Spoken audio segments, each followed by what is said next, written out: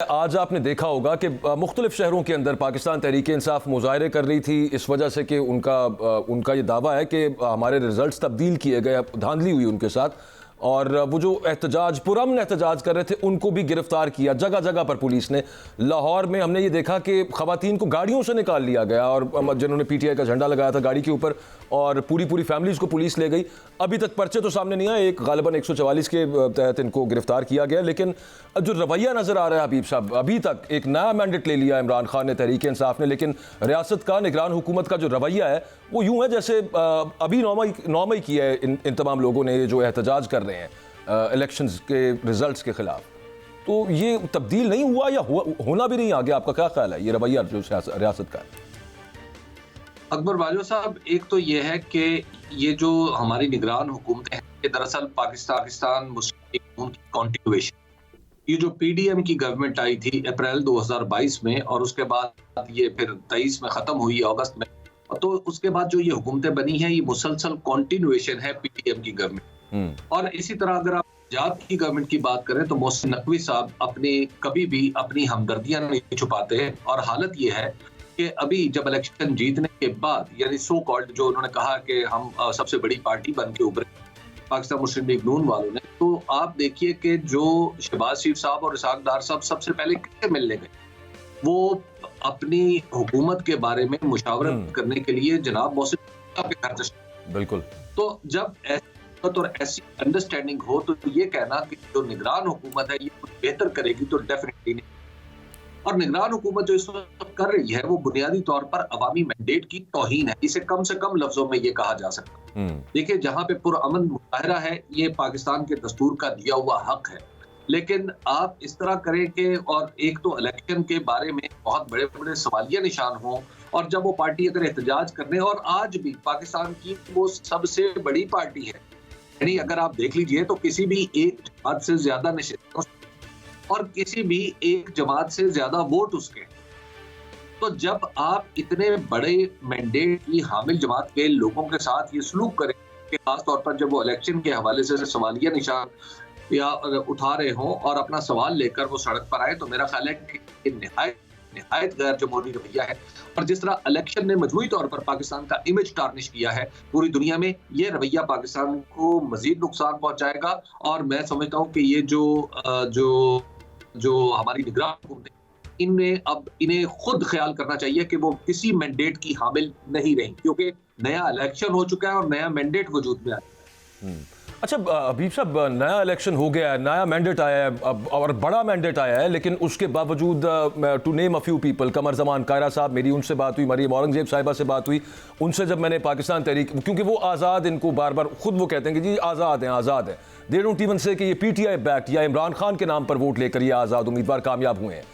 उसमें एक चीज़ वो अभी भी ऐड करते हैं और वो ये कहते हैं कि इनसे करेंगे बात, इनको अपने साथ भी मिलाने की कोशिश करेंगे, हमारी तो कोशिश है कि सारे हमारे साथ आ जाएं, लेकिन इमरान खान और वो लोग जो 9 मई में मुलव्वस हैं वो एक तरह से उसको अभी तक उन्होंने बीच में डाला हुआ है। और नाम तो नवाज शरीफ साहब ने भी नहीं लिया इमरान खान का, इतनी कम अज़ कम वैसे उनको स्टेट्समैनशिप दिखा देनी चाहिए थी। वैसे उन्होंने कहा मैं इनके मैंडेट का एहतराम करता हूँ, लेकिन आज़ाद ही गर्दान गए उनको, हालांकि वो बड़ी अच्छी तरह से जानते हैं कि इमरान खान के नाम पर वोट ना होता, तहरीक इंसाफ का वोट ना होता, तो ये आज़ाद कामयाब ना होते। देखिए, ये तो पूरे पाकिस्तान का मैंडेट, पूरे पाकिस्तान को पता है कि ये मैंडेट जो है वो किसका है और किसका। अब इस बात को झुटलाया कितनी देर के लिए जा सकता है कि ये मैंडेट इमरान खान का नहीं था? आप देखिए कि एक ही हलके में 4 आज़ाद उम्मीदवार खड़े हैं, लेकिन सिर्फ वो आज़ाद उम्मीदवार जीता है जिसका वेबसाइट पर नाम था या जिसके बारे में ये लोगों को बताया गया था कि ये पाकिस्तान तहरीक इंसाफ से मुंसलिक है या इमरान खान से मुंसलिक है। और उन्होंने जिस तरह तकरीरें की, अब तो ये बात बिल्कुल झुटलाने वाली है। ये तकरीबन वही रवैया है जो जुल्फकार अली भुट्टो साहब ने 1970 के इलेक्शन में मशरकी पाकिस्तान के मैंडेट के हवाले से इख्तियार किया था। अब इस तरह का उन्होंने भी कहा था कि जनाब हम आपके मैंडेट को इस तरह तस्लीम नहीं करेंगे, पहले आप हमारे मैंडेट को तस्लीम करें। तो जब आप इस तरह की बात करेंगे तो डेफिनेटली फिर सूरत हाल के नताइज अच्छे नहीं होंगे। मेरा ख्याल ये है कि सबसे पहले तो एक इस बात का फैसला होना चाहिए कि ये जो नशिस्तों की तकसीम इलेक्शन कमीशन ने की है, क्या ये वोटों के मुताबिक है भी या नहीं। जब तक वोटों के मुताबिक तमाम नशिस्तों की तकसीम नहीं होगी, उसके बाद ये जो इस वक्त आपको कह रहे हैं कि ये लोग जनाब ऐसे नहीं है और वैसे नहीं है, इनके हाथ में वो नशिस्तें हैं जिनके ऊपर सवालिया निशान है। इस वक्त आप देख लीजिए ख्वाजा आसिफ की नशिस्त, इस वक्त उसके ऊपर सवालिया निशान है। जनाब यूसुफ रजा गिलानी की नशिस्त इस वक्त फंसी हुई है, और साहब की नशिस्त जो है वो फंसी हुई है। खुद नवाज शरीफ साहब की नशिस्तों के ऊपर एतराजात हैं। तो अब आप जरा तसव्वुर कीजिए ना कि जब ये इनका जो मैंडेट है वो, तो उसके बारे में आप क्या कह सकते हैं? यानी आप जरा तसव्वुर कीजिए कि मुतय्यन तौर पे वो सारी नशिस्तों के ऊपर बात हो रही है जो जिनके फॉर्म 47 फॉर्म 45 से बात आगे नहीं बढ़ेगी। मैं समझता हूँ कि पाकिस्तान का, देखिए ये पाकिस्तान इस वक्त अभी से वही बात आगे बढ़ने की तरफ ही मैं एक्चुअली वही आपसे पूछना चाह रहा था कि सबको पता भी है कि इतनी बड़ी तादाद में जिनको ये आज़ाद कह रहे हैं, या चलें हम तहरीक इंसाफ ही कहते हैं, ये जो पीटीआई के उम्मीदवार जीते हैं, इनसे बात किए बगैर, इनके लीडर से बात किए बगैर, इस पार्टी से बात किए बगैर निज़ाम नहीं चल सकता। किस तरह से आगे बढ़ेंगे हम? क्या यहीं पे फंसे रहना है उसी पुराने मामले के अंदर? ठीक है, अदालतों के अंदर उस पर एडजुडिकेशन हो कि 9 मई में कौन मुलव्विस था, वो क्या वो प्री प्लान था, वो जो भी है वो अदालतें बताएंगी, लेकिन उसके अलावा वहीं पे फंस के रह जाए नए इलेक्शन के बाद और फिर भी बात ना करना, आपको लगता है? मुझे तो ऐसे लग रहा है जैसे अभी तक कोई इरादा नहीं किसी का भी इमरान खान से बात करने का।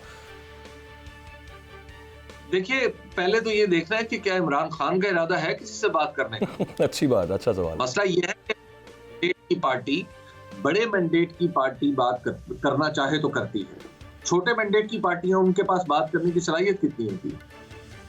यानी इस वक्त जहां बड़ा मैंडेट है वो चाहेगी तो बात कर लेगी, क्योंकि इस वक्त अब तक अगर आप देखें तो तहरीक इंसाफ का तो मौक़िफ़ ही डिफरेंट है। वो कहते हैं कि जनाब जब तक इलेक्शन का फैसला नहीं होता उस वक्त तक हम आगे बात नहीं करेंगे।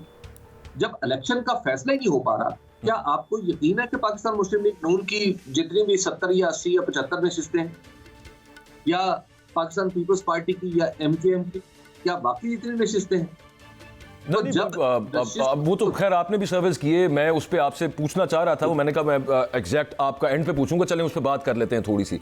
और वो ये है कि बहुत सारी जगहों पर एक तो जाकर खुद सर्वेज के और पोल रिजल्ट्स जो थे वो बता रहे थे कि पीटीआई कामयाब होगी, उसके अलावा जो रिजल्ट्स हम देखते रहे, इनिशियल ट्रेंड जो बना उसको भी देखते हुए हमें नजर आया कि एक ही तरफ ट्रेंड गया। जब रिजल्ट्स रुके तो एक ही जमात के हक के अंदर रिजल्ट्स आना शुरू हो गए। अगर बाकायदा रुके होते तो दोनों की तरफ कोई ना कोई मामला चलता, लेकिन नहीं, वो सिर्फ एक पीटीआई की तरफ। वो आपके ख्याल में पीटीआई की कितनी नशिस्तें बनती थीं, या चले यूं कर लीजिए कि पीएमएलएन को कितनी एक्स्ट्रा सीट्स मिली हैं? देखिए, मेरे ख्याल में पाकिस्तान तहरीक इंसाफ को जहां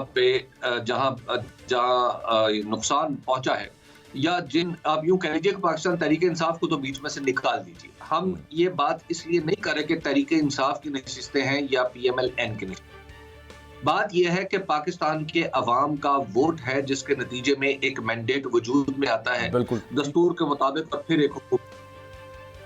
वो मैंडेट कराची में पाकिस्तान तहरीक इंसाफ की तरफ है।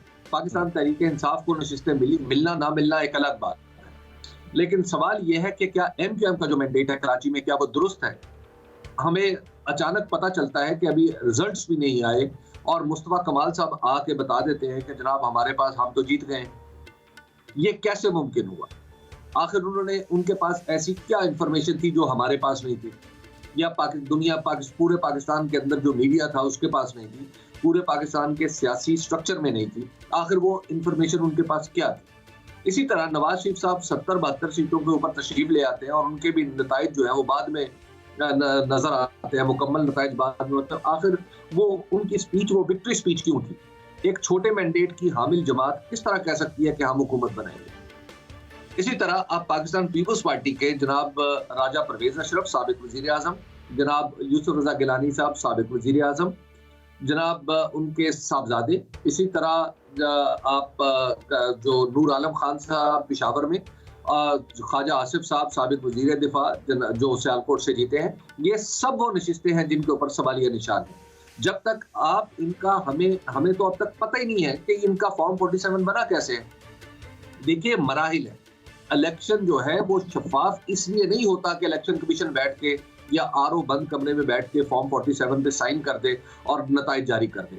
इलेक्शन की जो इलेक्शन की शफाफियत है वो 3 मराहिल में होती है। एक मरहला वो है कि जब आपके कागजात नामजदगी जमा होते हैं, दूसरा मरहला वो है कि जब आपका वोट डलता है, और तीसरा मरहला प्रिजाइडिंग ऑफिसर जो हर पोलिंग स्टेशन का रिजल्ट है वो चस्पा होना है उस इलाके में, जिसका मुझे भी पता है, आपको भी पता है, पूरे पाकिस्तान को पता है कि फलां पोलिंग स्टेशन नंबर 90,600 में से जो फलां पोलिंग स्टेशन था लाहौर का, या फलां जो पोलिंग स्टेशन था गवादर का, या फलां पोलिंग स्टेशन खैरपुर का था, तो वहां पे नतीजा ये रहा और वहां पे पहले नंबर पे ये पार्टी आई, दूसरे नंबर पे ये आजाद उम्मीदवार आया, तीसरे नंबर पे कोई और आजाद उम्मीदवार आया।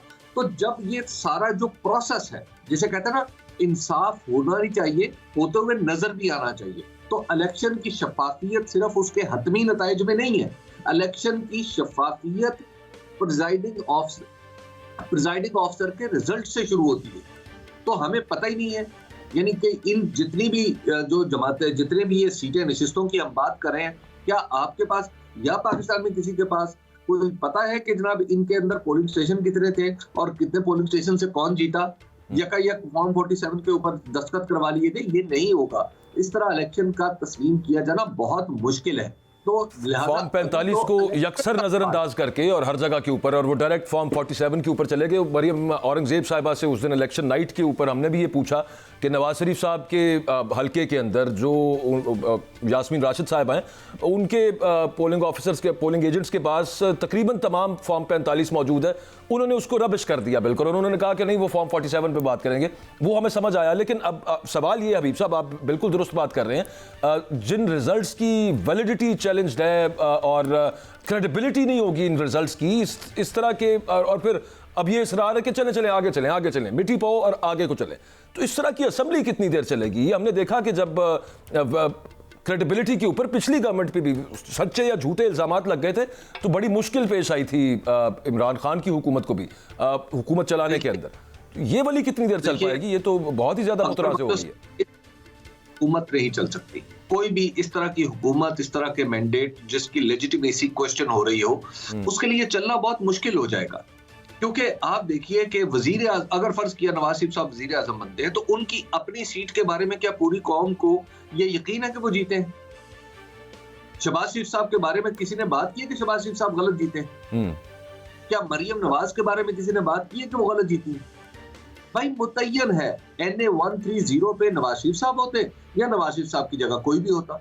जहां पे धांधली होगी या धांधली का इम्कान होगा या धांधली के अंदेशे होंगे या धांधली का शक होगा, तो वही बात होगी ना।